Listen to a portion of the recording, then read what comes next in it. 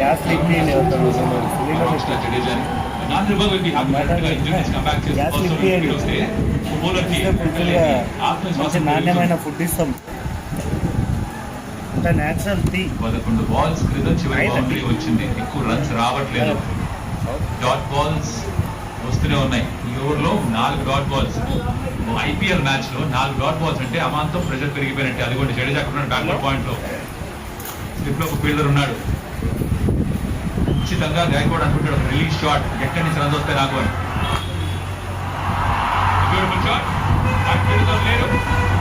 Try చేయలేదు. Technically correct shot ఆడాడు. Pressure కాస్తుంది. 4 క్యాప్చర్. జోఫ్రా ఆర్చర్ రిలీజ్ చేశాడు. ప్రెషర్ చూసుకుంటే అంత గొప్ప డెలివరీ కాదు. రుతురాజ్ గైక్వాడ్ ట్రై చేసేవాడు బౌండరీకి ఈ బాల్, కానీ జోఫ్రా ఆర్చర్ హిట్ మీ హార్డ్ అన్నాడు. జస్ట్ అలా టైం చేశాడు. నార్మల్ గా బౌండరీస్ రానప్పుడు చాలా గట్టి కొట్టే ప్రయత్నం చేస్తారు, కానీ రుతురాజ్ గైక్వాడ్ షేప్ హోల్డ్ చేసి చక్కగా టైమింగ్ తోటి ఆ బౌండరీ సాధించాడు. అట్లే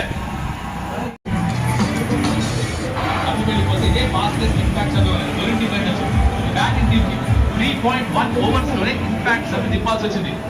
ఎందుకంటే బెటర్ తండ్రి ఆడినచ్చుగా ఫస్ట్ లెవెల్ లో పెట్టచ్చుగా.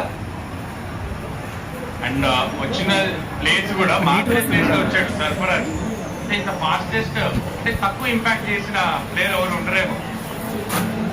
3.1 ఓవర్స్ అయిపోయింది మ్యాచ్. దాని ఆయుష్ మాత్రేది.